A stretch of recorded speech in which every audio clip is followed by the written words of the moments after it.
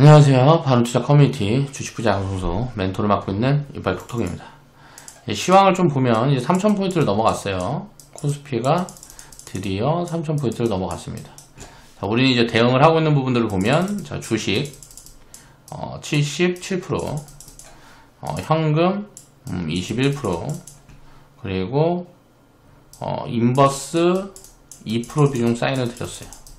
지금 시장의 적정 밸류는, 코스피 시장의 적정 밸류는, 자, 2500에서 한 2400에서 2600 정도, 그 정도 사이 구간에 있다고 볼 수 있고요. 이건 이제 2020년 12월, 2021년 3월을 기준으로 이제 보는 거예요.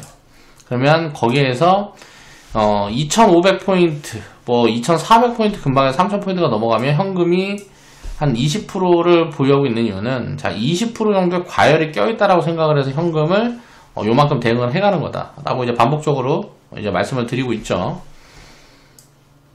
그리고 이제 시장의 노이즈 요인이 나올 수 있는 부분들은, 일단 수급적인 부분은 3월 달에 공매도 해제 이슈가 있어요. 자, 이 이슈가 붙어서 1월, 2월 달에 만약에 좀 조정이 진행이 된다 그러면 당연히 주식 비중을 이제 늘려가는 포지션들을 봐야 된다라고 생각을 하고요. 3월 이후에 이 공매도 해제 같은 경우는, 요거는 이제 노이즈 요인이 어떻게 나오느냐에 따라서 상하방 흐름이 갈려질 것 같아요. 이게 상방으로 갈 거다, 하방으로 갈 거다라는 거를 우리가 예측을 해볼 수가 없습니다. 그러니까 테슬라 같은 경우처럼 지금 예탁금 규모를 보면 예탁금이 너무 세요. 예탁금이 지금 한 68조 정도 되는데, 시장에 68조고 신용이 지금 한 19조 정도 돼요. 그러니까 신용도 사상 최대고 예탁금도 사상 최대인데, 항상 신용과 예탁금은 한 몸으로 봐야 됩니다. 예탁금 대비 신용 비율, 이게 이제 한 지금 28% 정도 되는데요. 이게 한 31%에서 통계적으로 이제 장기적인 관점에서 보면 신용이 한 번씩 털리는 구간들이 한 80% 이상의 확률로 31에서 35%, 여기 어디가 이제 신용 고점을 잡고 요게 이제 한 번씩 털려요. 그래서 이게 신용이 털리면 한 20%에서 한 25%까지. 그리고 만약 폭락이 나올 때는, 이제 폭락이 나올 때는 이게 15% 이상으로 줄어들 때도 있습니다. 신용 비율이. 근데 거의 그럴 때는 없고요.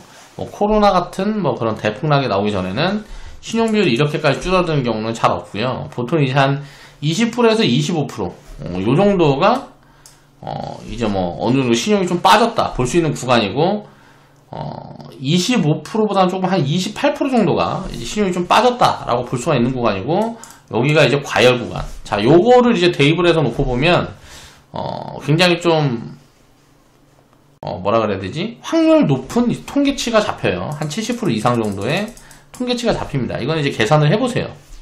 제가 뭐, 한 10년 정도, 20년 정도 우리나라 지수를 이제 대입을 해봤을 때 보통 통계치가 요 정도 잡히기 때문에, 그렇게 이제 코멘트를 정리를 해드리는 거고요. 3월달에 이제 공매도 이슈가 있는데, 무슨 얘기를 하는 거냐면, 예탁금이 계속 강해진다는 건 뭐예요? 개인 수급들이 굉장히 강하다는 거죠. 그러면 개인 투자자들의 투자 성향은 뭐예요? 개인 투자자의 투자 성향은, 자, 이슈를 따라다닙니다.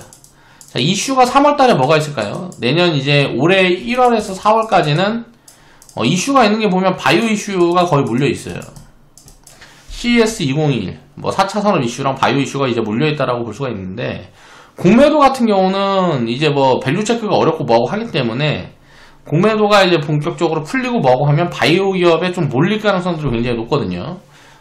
개인 자금들이 들어가 있기 때문에 바이오 기업 같은 경우는 밸류 체크를 하기가 굉장히 어렵고 변동성이 크기 때문에, 어떻게 보면 공매도라는 것도 투기 자금의 형식이라고 볼 수가 있어서 바이오에 보통 몰리는 경우들이 많아요. 그런데 이게 예탁금이 이렇게 세고 개인이 이제 이렇게 힘이 강해버리면, 이제 불법 공매도가 없다라는 가정하에 놓고 보면 공매도 자금을 다 잡아먹고 올려버릴 수가 있거든요. 그렇게 되면 공매도는 장기 포지션이 안 돼요. 그래서 장기 포지션을 취하지 못하기 때문에 이게 상방으로 뻗어버리면 공매도 때문에 버블을 키울 가능성들이 있어요.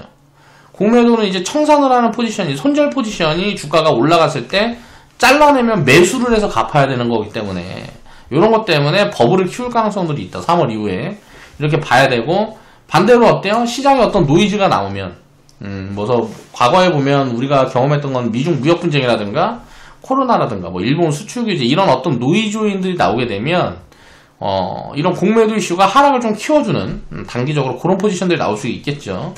그럼 이게 올라갈지 내려갈지는 모른다라는 거예요. 알 수가 없어요. 이제 확인을 해봐야 되는 건데, 예탁금 추이가 이제 계속 늘어가는 이런 것들을 흐름들을 좀 보면서 공매도 자금이 이제 시장에 본격적으로 유입이 되기 시작하면 헤지펀드 자금들이 이제 많이 들어올 거기 때문에 그런 이제 차익 거래에 대한 방향성들을 좀 이제 체크를 해봐야 될 것 같고요.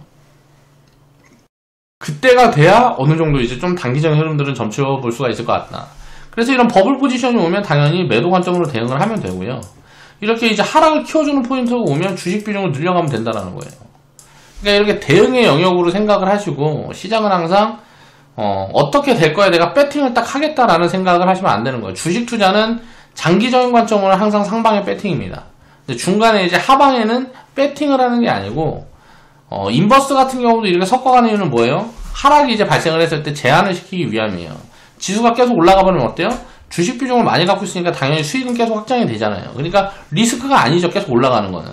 근데 이제 시장이 이제 밑으로 빠지게 됐을 때는 우리는 상방 포지션이 있기 때문에 요거는 이제 청산 포지션을 보는 거죠. 그리고 나서 주식을 더 사서 이제 끌고 가면 되는 거예요. 현금은 주식을 더 사기 위해서 갖고 가는 거니까.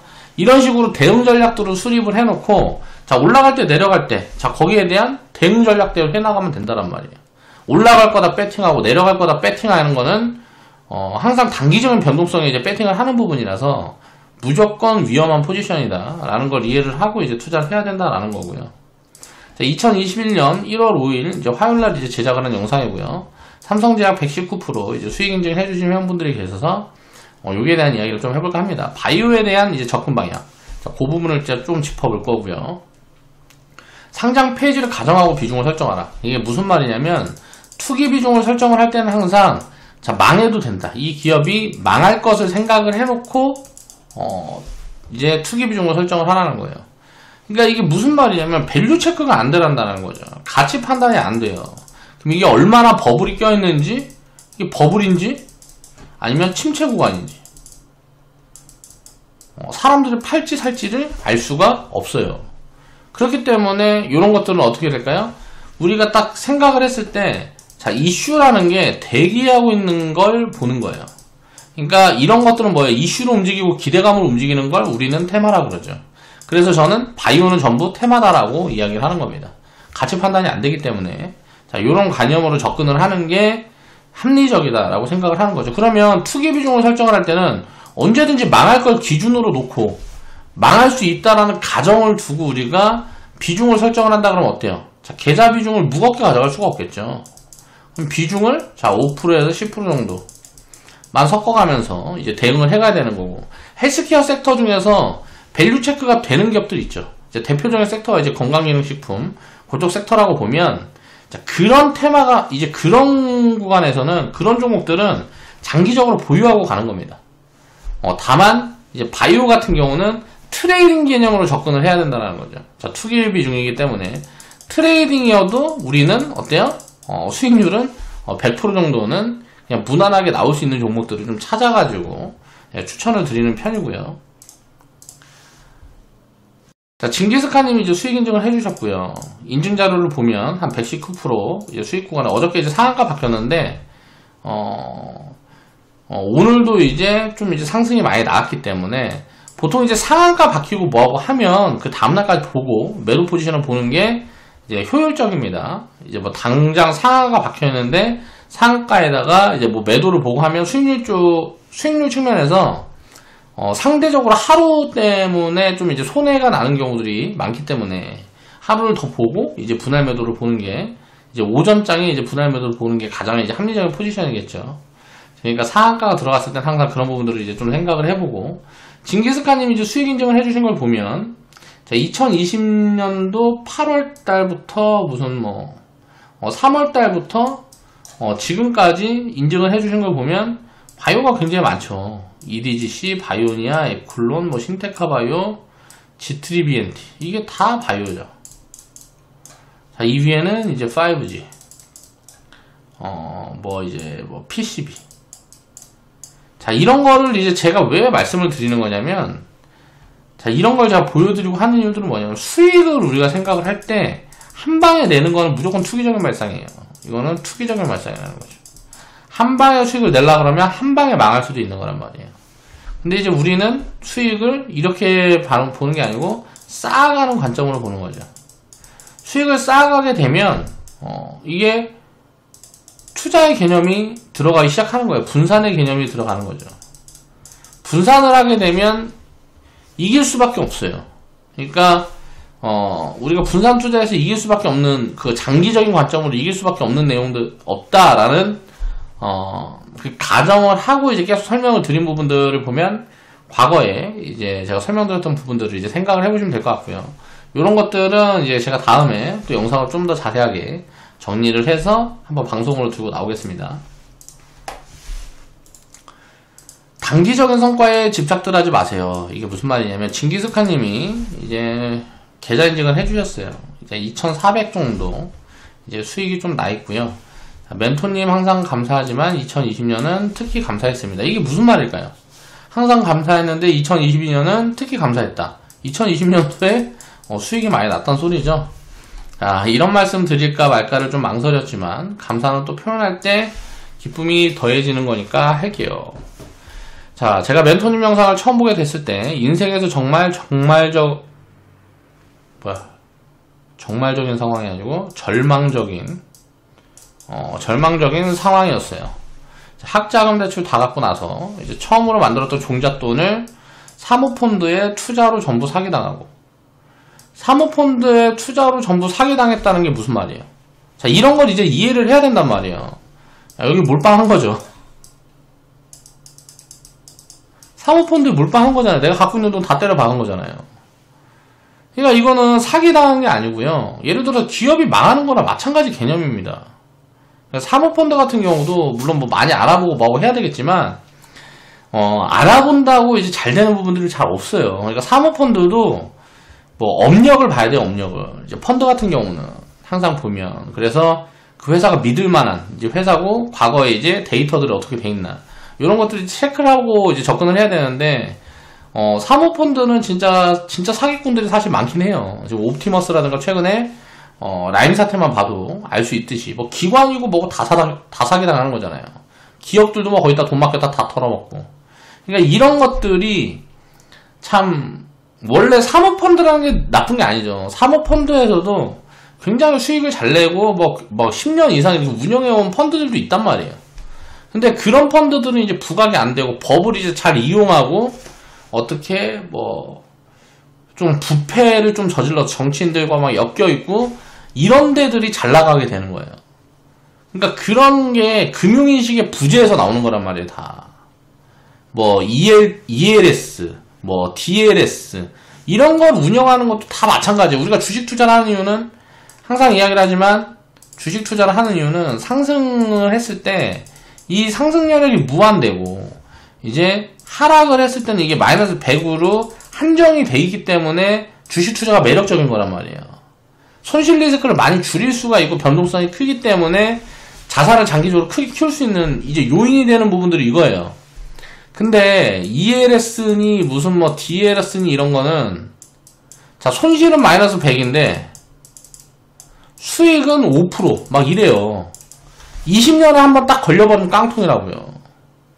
20년 동안 5%씩 수익 내다가 한 번 딱 걸려버리면 깡통이에요. 그러니까 이런 거는 투자 자산으로 안정적으로 운영할 수 있는 그게 아니에요. 근데 이걸 안정적인 거라처럼 이제 설명을 한단 말이에요. 그리고 이제 많이 팔아먹고 뭐고 하다 보니까 뭔가 진짜 뭐 코로나라든가 이런 어떤 리스크 노이즈가 나오면 항상 터집니다. ELS고 DLS고 이런 것들은. 그러면 항상 깡통 포지션에 나오면 나는 그런 건지 몰랐다면서 데모하고 막 난리도 아니라고요. 이게 계속 반복되면서 당하는 이유들을 이해를 해야 되는 거예요. 이런 상품들은 중위험 상품이라고 하는데 중위험 상품이 아니에요. 제가 생각했을 때는 그냥 장기적으로 망할 수밖에 없는 포지션이에요. 주식 투자는 상승이 무한되기 때문에 장기적으로 망할 수가 없는 포지션이란 말이에요. 자, 분산만 제대로 해놓으면. 근데 ELS, 뭐 DLS 이런 것들은 분산을 제대로 한다 그래도 장기적으로 망할 수밖에 없는 포지션이에요. 왜 10년, 20년에 이런 거 한 번씩 오니까 손실 100짜리가 하나씩 와요. 그러면 이게 막 이런 것들 때문에 금융인식이 부족하니까 이런 걸 하는 거죠. 이자는 작고 상대적으로 안전하다라는 걸 자꾸 찾아다니니까 사기를 당하는 거예요. 세상에 안전한 게 없는데 은행 이자보다 이자를 더 주는 거는 안전한 상품이라는 건 없는 거예요. 그러면 사모펀드라는 것도 안전하지 않다, 원금을 100% 지킬 수 없다라는 가정이 있으면 몰빵을 하면 안 됐다라는 거죠. 근데 이거를 딱 몰빵을 해놓으면 무슨 말이냐면 내가 투기적으로 운영을 한 거예요. 사모펀드한테 사기당하는 게 아니고 내가 운영을 잘못한 거라고요. 그런 걸 이해를 하느냐 못하느냐는 굉장히 큰 차이가 있어요. 그래서 그런 부분들을 좀 짚고 싶어서 자, 이런 것들을 제가 징기스칸님 코멘트를 좀 가지고 나온 거고요. 그래서 정말 막막했을 때 멘토님 영상을 보게 되고 믿져야 본전이라는 마음으로 이제 투자를 시작을 했다. 자, 근데 올해 제가 날렸던 돈을 주식 투자로 다 회복하게 됐습니다. 너무너무 감사하다라고 그러시는데 이게 저한테 감사할 일이 뭐가 있습니까? 징기스칸님이 대단한 거지. 폭락을 다 이겨내고 이제 수익을 취한 거잖아요. 그리고 이제 시작이에요. 그러니까 이 자산을 우리가 주식 투자를 할 때 2천만원, 2억 벌려고 하는 게 아니란 말이에요. 내 노후 준비하려고 하는 거잖아요. 노후 준비. 내가 일해서 노동 수입만을 가지고는 부족하니까 그걸 어디서 채워줘야 되는데 미국 같은 데나 뭐 이런 데처럼 강제적으로 연금을 돌려서 채워준다라든가 이런 포지션 대응을 못하게끔 해놨어요. 한국이란 나라는. 스스로 해야 된단 말이에요. 금융위기 바닥이다 보니까. 도와주진 않아요. 나라에서. 왜? 정치인들도 그걸 모르는 사람들만 뽑아요. 야, 우리 국민연금 개혁하겠다, 주식 비중 높일 거야 하는 사람들은 어떻게 돼요? 국민들이 개뿔 모르니까 야, 이 새끼 도박꾼이네. 국민들 돈 갖고 도박하려고 그래. 그럼 절대 당선이 안 되겠죠. 그러니까 끼리끼리 노는 거예요. 끼리끼리. 딱 그런 대가리 수준만 이제 다 당선되고 뭐하고 하니까 정치인들이 무슨 청문회 이런 거 하면 주식 갖고 있다 그러면은 막 욕하고 한단 말이에요. 국민인식이 바닥이니까 당연히 정치인들도 바닥일 수밖에 없는 거예요. 그걸 스스로 개선을 시키려면 공부를 해야죠. 자, 투자도 처음이고 너무 모르는 게 많아서 멘토님과 회원분들이 함께하지 않았다 그러면 절대 만들어지지 않는 결과라고 생각을 합니다. 지금 이제 이건 결과론적인 거고요. 2018년도에 2020년도에 코로나 구간 때나 뭐 이럴 때 투자 관둔 사람들은 뭐라 그랬을까? 전부 저한테 사기꾼이라 그랬을 거예요. 물론 회원분들 중에는 중간에 나가신 분들도 항상 고맙다 그러고 나가신 분들이 대부분이 아니고 전부였던 것 같아요. 저한테 이제 욕하고 했던 분들은 유튜브 방송을 보고 무슨 그냥 그런 사람들 말고 회원분들한테는 제가 이제 욕 먹어본 적은 없는 것 같아요. 그런 게 정말 저는 이제 감사하다라고 생각을 하는데 이거는 스스로 잘했다라고 생각을 해야 돼요. 근데 이제 계속 짚어야죠. 이런 결과들이 왜 만들어졌고 어떻게 만들어졌는지를 이해를 해야 된단 말이에요. 그리고 제 삶에 희망을 되찾아 주셨어요. 그러니까 참 마음고생이 심했다라는 걸 볼 수가 있죠. 돈 2천만 원에 물론 이제 제가 저한테 이제 2천만 원이 작은 돈이라는 소리가 아니고 전 돈 1천만 원도 없으니까 지금 이제 빚만 깔려있는 상황이에요. 저도 이제 굉장히 좀 상황이 힘든 상황인데 그런 상황들은 이제 희망이 있으면 이제 이겨나갈 수가 있는 거죠. 그래서 그런 것들은 항상 우리가 생각을 하면서 세상을 살아야 되고 그런 부분들을 한 번씩 좀 짚어가는 게 굉장히 중요한 것 같아요. 최근에 회원분들 중에 이런 글들이 굉장히 많아요. 최근에 수익이 굉장히 많이 이제 좀 쌓여있고 하니까. 근데 걱정이 되는 부분들이 있는 게 뭐냐면 회원분들은 이제 조정이 나오고 뭐하고 하면 자산 규모는 계속 커질 거라고 생각을 해요. 왜? 그거 다 견뎌낼 거니까. 이런 경험들이 있으면 다 견뎌낼 수 있거든요. 근데 이제 동학개미 운동이라고 지금 상승에만 올라탄 사람들은 어떻게 될까요? 회원분들이 경험했던 이제 하락이 이제 다시 오고 뭐하고 하면 못 버틴단 말이에요. 견디질 못해요. 시장의 이제 이 변동성이라는 걸 이해를 하지 못하니까. 그래서 그런 것들을 경험을 하느냐 못하느냐가 굉장히 중요하단 말이에요. 회원분들한테 수익을 내주는 게 중요한 게 아니에요. 그러니까 수익이라는 건 정해져 있는 거예요. 힘든 구간을 견디면 무조건 수익이 나게끔 돼 있습니다. 주식 투자는. 정석으로 제대로만 하면. 그러니까 오래 투자하는 게 중요하다는 거죠. 아무튼간 그래서 한 번은 감사하다는 인사를 하고 싶었대요. 그리고 새해엔 더 건강하고 감사한 일들로 가득하시길 빌어요. 2020년도 너무너무 수고 많으셨습니다. 새해도 잘 부탁드립니다. 멘토님 회원분들 모두 새해 복 많이 받으세요.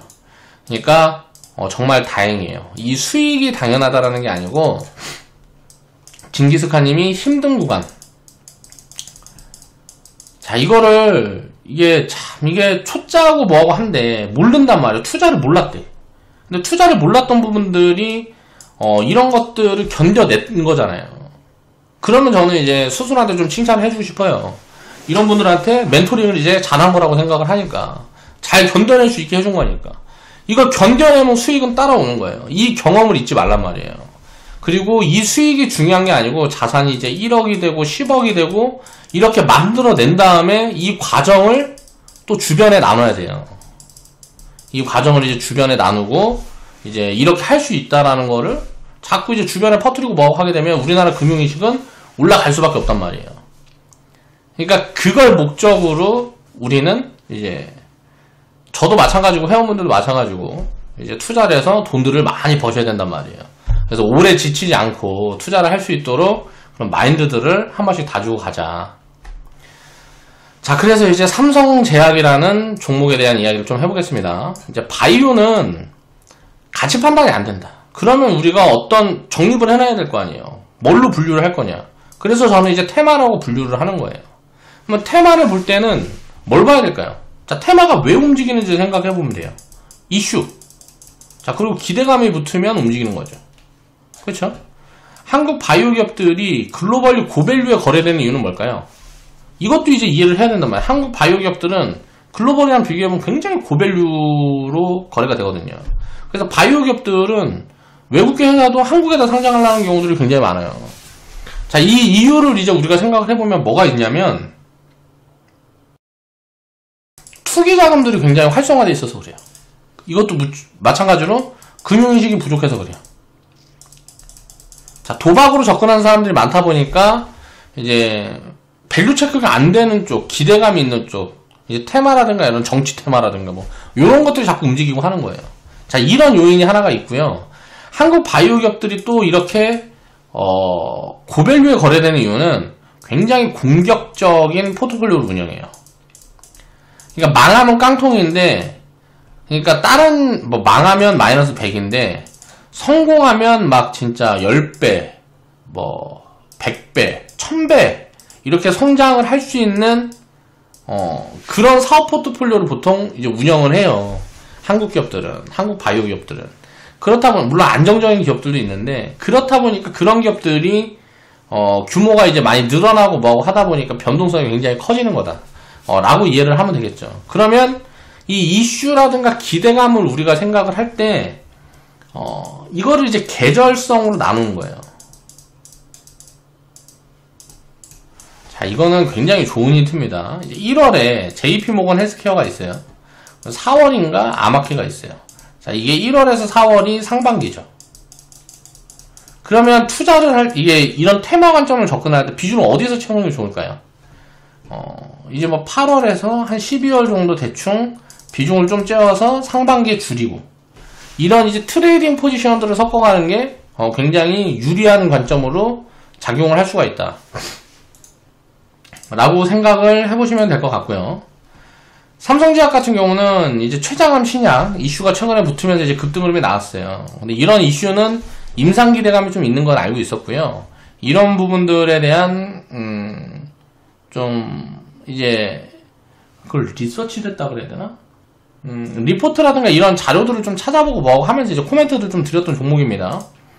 2017년도, 18년도, 19년도, 20년도 계속 코멘트를 드렸어요. 근데 이제 주가는 이제 2020년도 이제 이후에 이제 튀는 흐름들이 나왔던 거고요. 최근에 이제 여기에서 이제 또 추천 자리 이제 코멘트만 드렸고 이건 이제 공식 추천은 안 나갔던 종목이었습니다. 제가 이 종목을 이제 수익 스토리에서 이제 들고 나온 이유는 요런 코멘트들을 좀 정리를 해드리기 위해서 그래요. 기업 내용을 볼 때 제가 보는 부분들을 좀 보면 도움이 되지 않을까 해서 그런 부분들을 좀 가지고 나온 거예요. 일단 이 기업이 지금 가장 이슈가 된 부분들이 뭐냐면 삼성제약은 이제 최장암 3상 뭐 결과 발표 요런 게 이제 됐는데 이거는 이제 국내 임상인 걸로 저는 이제 알고 있습니다. 이제 임상 뭐 진행했던 사람들이 이제 한 148명 정도. 최장암 같은 경우는 5년 생존율이 10% 수준이래요. 그러니까 치료가 없어요. 완치는 거의 뭐 없어요. 없는 걸로 알고 있어요. 거의 없는 걸로. 그리고 원격 전이시 생존율이 2%다. 그래서 이게 희귀의약품으로인가 뭐 지정되어 있나 그럴 거예요. 자, 이제 그러면 이게 이제 우리나라 임상이 끝나고 뭐고 하면 요거는 이제 기술 수출을 할 수도 있고요. 뭐 직접 이제 임상 3상을 준비를 해서 뭐 할 수도 있겠죠. 어떻게 될지는 모르겠지만 이제 최장암 시장 규모를 보면 연간 한 6조 정도 된다 그래요. 지금 이제 이 삼성제약이 시가총액이 이제 5천억이 넘어갔으니까 5천억에서 이제 한 7천억 정도 됐을라나? 뭐 요 사이에 있으니까 이거를 밸류에이션을 얼마를 줘야 되는지를 알 수가 없단 말이야. 이걸 이제 성공을 한다 그래도 자 1년에 예를 들어서 1조를 번다 그러면 이거는 밸류를 10조를 주면 되겠죠. 이제 매년 1조를 번다 그러면 그리고 이제 뭐 다른 파이프라인도 있으니까 뭐 이런 거 알파도 줄 수 있고 뭐 할 테니까 자 1년에 5천억을 번다 그러면 5조를 줄 수가 있겠죠. 밸류를 이거 이상도 줄 수도 있겠죠. 이제 예를 들어서 이게 뭐 늘어날 거다라든가 뭐 적응증을 확대한다라든가 뭐 여러가지 뭐 요인들이 있을 수 있으니까 자 그러면 이게 얼마짜리냐. 자 시장규모 이런 거를 보지 말란 말이에요. 제가 이걸 들고 나온 이유가 뭐냐면 시장규모가 6조 4천억인데 여기에서 임상을 다 성공해서 이제 약을 출시해서 판매를 한다 그래도 여기서 1,000억을 갖고 올지 5천억을 갖고 올지 500억을 갖고 올지 조를 갖고 올지 알 수가 없는 부분들이라는 거예요. 그래서 밸류 체크가 안 되는 거예요. 얼마짜리인지를 알 수가 없는 거예요. 그러면 이제 수익이 어느 정도 구간에 나오면 수익을 챙기고 보유를 해가든가 아니면 그냥 대충 올라오면 때려놓고 트레이딩 개념으로 이제 접근을 하는 게 효율적이라는 거죠.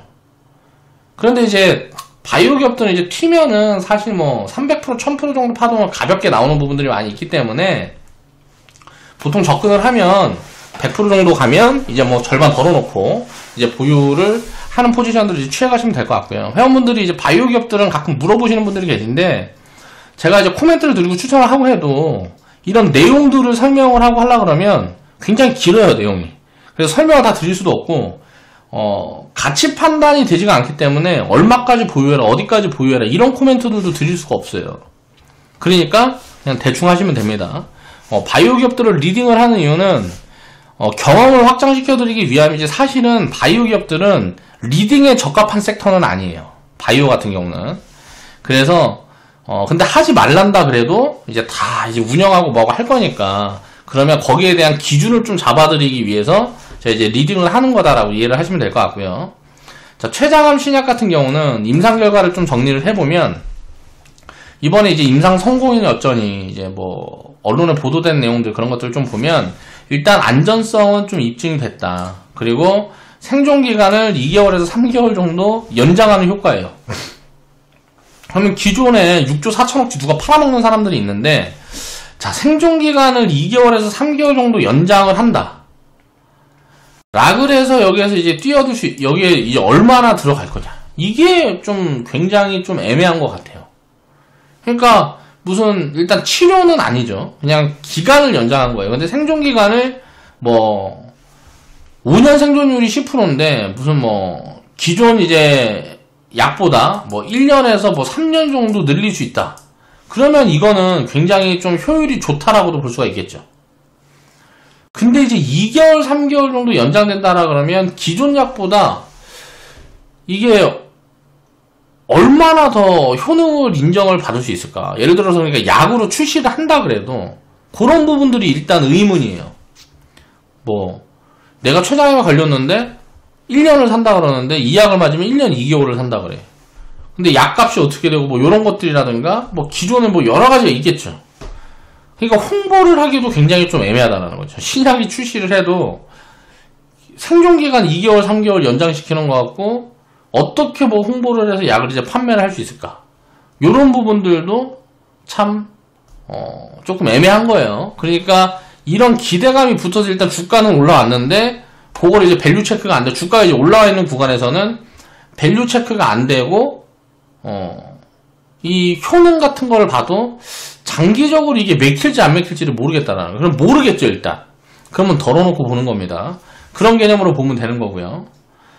자, 그럼 이제 기대감은 뭐가 있을까? 임상 결과는 이거 보니까 좀 애매해. 자, 기대감을 보면 글로벌 기업의 기술 수출을 할 수가 있겠죠. 자, 지금까지 있었던 임상 결과를 가지고 기존의 췌장암 신약을 이제 판매를 하는 회사라든가 뭐 아니면 이쪽으로 포트폴리오를 확장하려고 그러는 회사라든가 요런 데에 이제 이 임상 데이터를 가지고 공급을 또 할 수가 있겠고요. 또 미국 임상을 누가 진행을 한다 그러면 거기에 또 이제 라이선스를 할 수가 있겠죠. 그러니까 그런 부분들이 나오게 되면 이제 또 주가를 한번 이제 움직일 수가 있겠죠. 다만 가치가 얼마다라고 생각을 해서 움직이는 건 아닐 거란 말이에요. 그래서 그런 부분들을 이제 뭐 봐야 되는 거고, 뭐 그러니까 주가가 어떻게 될지는 모르겠다라는 소리예요. 쉽게 얘기를 하면 일단은 어저께 상한가 들어왔다가 오늘 이제 한 번 더 튀고 뭐하고 하면 수익은 확장이 되겠지만 분할 매도 포지션들을 잡아가면서 봐야 되고, 장기적으로 진짜 이걸 보려 그러면 버린다 생각하고 보유를 하는 게 맞다라는 거죠. 자, 노이즈 부분을 이제 생각을 해보면, 자, 글로벌 임상을 만약에 직접 하게 되게 됐을 경우에, 요런 이제 데이터를 가지고, 우리나라에서 이제 임상이 끝나면 우리나라에서만 팔아먹을 수 있는 거니까, 이제 해외에서 이제 이걸 팔아먹고 뭐하고 하려고 그러면, 글로벌 임상을 직접 해야 되겠죠. 그렇게 되면, 임상 자금을 뭐 유상증자를 한다라든가, 어디서 자금 유입을 시켜야 되는 부분이니까, 채권 발행을 한다든가, 뭐 요런 게 있을 수 있겠죠. 그런 부분들이 나오게 되면, 자, 노이즈 요인이 될 수가 있겠죠. 단기적으로 이제 조정이 나오던가, 이제 급락, 폭락이 나올 수 있는 포지션이 어떤 걸로 나올 수 있을까를 이제 지금 정리를 해드리는 겁니다. 그리고 이제 다른 신약 개발이, 그러니까 다른 신약 개발 기업이 최장암 이제 뭐 신약을 개발하고 있는 기업이 지금 이거보다 더 좋은 효능이 나와버리면 어떻게 될까요? 더 좋은 효과의 임상 결과를 발표를 한다라든가, 그게 뭐 더 좋은 효과의 약이 이제 뭐 출시가 된다든가, 그렇게 되면 이거는 배려버리는 거예요. 그러니까 바이오 기업들은 항상 이런 노이즈 요인들을 갖고 있는 거예요. 약효가 정말 엄청나게 우수하지 않으면 항상 다른 신약 개발 기업이 더 좋은 효과의 임상 결과를 내놓는 순간 이제 뭐 깡통 포지션이 나오는 거죠. 기존 포트폴리오는 깡통 포지션이 나오는 거예요. 그러니까 이런 게 바이오 기업들은 항상 노이즈 요인으로 작용할 수가 있는 거예요. 그래서 어떻게 될지를 도무지 예측을 할 수가 없어요. 그렇기 때문에 어떻게 접근을 해야 되냐면 간단합니다. 이때가 이제 임상 기대감이에요. 어느 정도의 대충 임상이 결과가 발표가 될지는 뭐 이때부터 이제 계속 이슈가 있었어요. 17년, 18년, 19년, 20년 계속 이제 이런 부분들이 있었던 거니까 이제 그걸 이제 생각을 해보면 임상 기대감에 딱 있는데 임상 결과가 좋게 나면 위로 갈 것이고 안 좋게 나면 밑으로 가겠죠. 자, 그러면 이 기대감이 있을 때 그냥 사갖고 기다리는 거란 말이에요. 주가가 움직이기 시작하고 이제 발표가 났다 그러면 이때부터는 이제 노이즈 요인이 들어가는 거예요. 그러니까 그걸 보고 결과를 보고 편입을 하는 게 아니고 항상 기다리고 노이즈가 나오면 이거를 감당을 해야 되는 포지션이라는 거죠. 왜냐면 이거는 이제 보면 2,000원, 뭐 4,000원 요 구간대였단 말이에요. 지금 주가가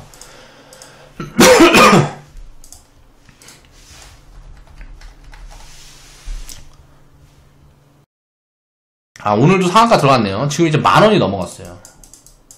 자, 그럼 움직였을 때 보세요. 2,000원, 4,000원 구간에서 10,000원이 넘어갔으면 대충 이제 뭐 150%에서 300% 나온 거잖아요. 그러면 이 종목들이 이제 노이즈가 나와서 어떤 기업이 무슨 뭐 80% 빠지고 90% 빠지고 해갖고 뭐 마이너스 100% 나오고 뭐 상장 폐지 나오고 한다 그래도 어때요? 자, 4개 사서 한 개만 이런 거 먹으면 이기는 거란 말이에요. 이런 개념으로 접근을 해야 되는 거예요. 그러니까 포트폴리오를 굉장히 다변화시켜야 된다는 얘기를 하는 거예요. 바이오 기업들은. 접근을 할 때 접근 방향을 항상 A부터 무슨 뭐 E까지, 그러니까 뭐 1번부터 뭐 12번까지 최소 이제 뭐 10개 20개 이상의 포트폴리오는 구축을 하고 가야 된다는 거예요. 그리고 이런 기대감 있는 거, 그러니까 이런 기대감 있는 기업들을 10개를 사는 거예요. 뭐 20개를 사. 그 다음에 이렇게 튀면 이제 덜어가는 거예요. 그럼 이제 노이즈 요인들이 이제 해소가 되는 거죠. 그런 개념으로 접근을 해야 되는 거예요. 바이오 같은 경우는 밸류 체크가 안 되기 때문에 이제 덜어가는 방향으로 접근을 해야 된다라는 거죠. 그리고 이제 이런 것들이 이제 우리가 데이터가 이렇게 나와버리면 이런 걸 가지고 만약에 생존기간 뭐 이런 게 아니고 뭐 생존기간이 뭐 1년에서 3년 무슨 아니면 뭐 치료가 된다, 뭐 이런 독보적인 어떤 효과가 있는 그런 것들은 장기 포지션이 가능하겠지만 지금 이 기업처럼 조금 애매하다, 뭐 임상 결과가 조금 애매하다 라 그러면 이런 기업들은 좀 수익을 좀 많이 챙겨가는 포지션들이 좀 더 유리하지 않나라는 생각을 합니다. 주가라는 거는 그러니까 테마를 타고 이런 기대감이 붙으면 어디까지 갈지 몰라요. 이게 뭐 지금 10,000원인데 20,000원까지 갈지 50,000원까지 갈지 10만원까지 갈지 이거는 알 수가 없단 말이에요. 알 수가 없는데 그런 거죠. 이제 그런 것들은 이제 알 수가 없으니까 뭐 이제 덜어가면서 이제 보유를 하는 건데 그 리턴이 큰 만큼 이제 거기에서 꺼지게 됐을 때는 그 뭐 리스크가 뭐 다른 것들이랑 비교를 할 수가 없어요. 그렇기 때문에 절대 몰빵 개념으로 접근을 하면 안 된다라는 거예요. 그러니까 바이오 같은 경우는 분산을 철저히 해야 됩니다. 분산을 굉장히 철저하게 그런 개념으로 접근을 해야 되고요. 이거를 이제 이슈를 확인하고 들어가는 게 아니에요. 이걸 확인하고 들어가는 게 아니라는 거예요. 이게 기대감이라는 게 작용할 수 있는 가능성을 보고 이제 포지션 대응을 하는 거예요. 테마 같은 경우는 이 이슈가 3년 안에 나올 수 있다, 5년 안에 나올 수 있다, 이런 걸 가지고 그냥 편입해서 기다리는 겁니다. 그래야 확률이 높아요. 그리고 수익을 많이 낼 수 있어요. 한번 낼 때 수익 포지션이 많이 나와야 안전성이 높아지는 거라는 거예요. 보통 사람들은 이슈가 나오기 전에는 접근을 잘 하진 않으려고 그래요. 그렇다 보니까 이제 바이오라든가 뭐 이런 기업들은 그런 것들 때문에 엇박자 포지션들을 굉장히 많이 탄다 라고도 이제 생각을 해볼 수가 있을 것 같아요. 그런 부분들을 우리가 생각을 하면서 접근을 해야 된다. 저는 이제 그렇게 생각을 하는 겁니다. 바이오는 이제 투기 비중이고 이 투기 비중이라는 걸 우리가 인정을 하고 언제든지 고리스크라는 걸 인정을 하고 상패를 가정하고 제한적인 비중으로 운영을 해야 된다는 거죠. 그리고 이슈가 확인이 될 때가 아니고 기대감이 있을 때, 이 기대감이라는 거는 좋을 수도 있고 안 좋을 수도 있는 양방향의 결과값을 가지고 있을 때 요런 데를 이제 분산을 해놓으면 한두 개를 뭐 해서 뭐 큰 성과를 취하게 되면 기대감이 있을 때 이제 결과가 나오기 전에 주가가 움직이는 경우들도 있고, 이제 결과가 나왔을 때 결과가 좋게 나오면 이제 주가가 움직이는 경우도 있고 그래요. 그러니까 그런 것들은 결과가 나오기 전에 주가가 움직이게 되면 결과가 나오기 전에 이제 어느 정도 수익을 챙겨가는 포지션들을 보는 거고, 결과가 나온 다음에 이제 주가를 움직이게 되면 결과를 보고 이제 보유 포지션에 대한 이제 고민들을 좀 더 해볼 수가 있다는 거죠. 그러니까 바이오는 가치 판단이 안 되기 때문에 투기 비중이라는 걸 인정을 하고 운영을 해야 된다. 자, 이게 오늘 해보고 싶은 이야기였어요. 자, 오늘 방송 마무리하겠습니다.